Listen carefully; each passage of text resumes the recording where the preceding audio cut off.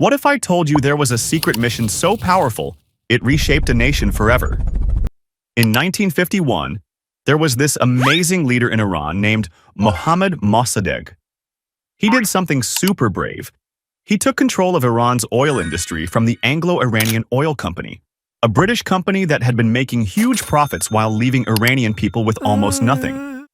For Iranians, this was like saying, "These are our resources, and we're taking them back." But the British were furious. They couldn't just lose all that oil money, right? So they went to their close friend, the United States, for help. Now, this was during something called the Cold War, and everyone was super scared of communism. The US started worrying. What if Iran became friends with the Soviet Union? That was a risk they absolutely didn't want to take. Enter Kermit Roosevelt Jr., a CIA operative who was actually the grandson of a former US president. He and British intelligence cooked up a secret plan called Operation Ajax, or TP Ajax, by the CIA and Boot by the British MI6. Their mission? To completely overthrow Mossadegh and bring back the Shah, the king of Iran, who had become basically powerless under Mossadegh's government. Here's where it gets super sneaky. The CIA and MI6 launched a massive propaganda war. They spread incredible lies everywhere. They paid journalists to write fake stories, bribed religious leaders and politicians, and whispered in everyone's ears that Mossadegh was a communist, a tyrant, and a threat to Iran's stability.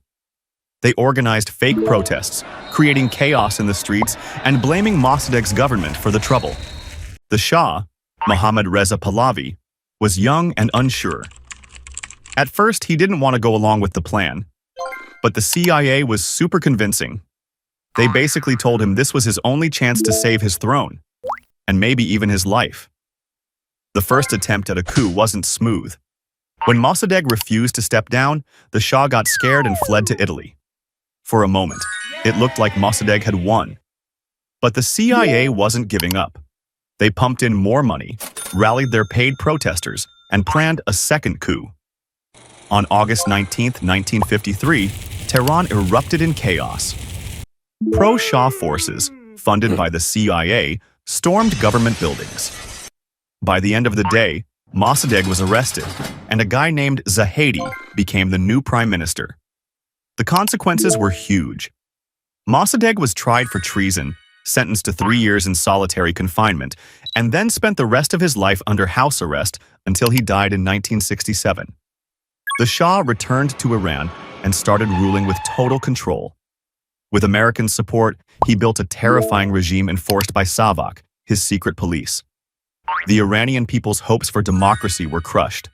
As for the oil, it didn't go back to full British control, but a group of Western companies, including American firms, took over, ensuring foreign control of Iran's wealth.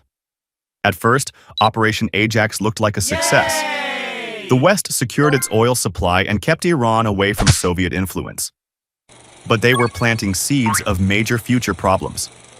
The Iranian people saw this as a total betrayal.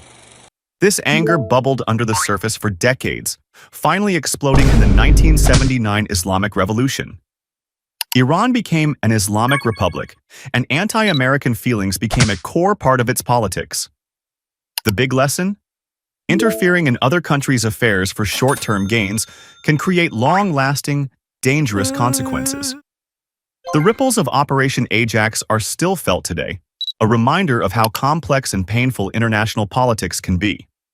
It's a wild story that sounds more like a movie than real history, but every bit of it is true.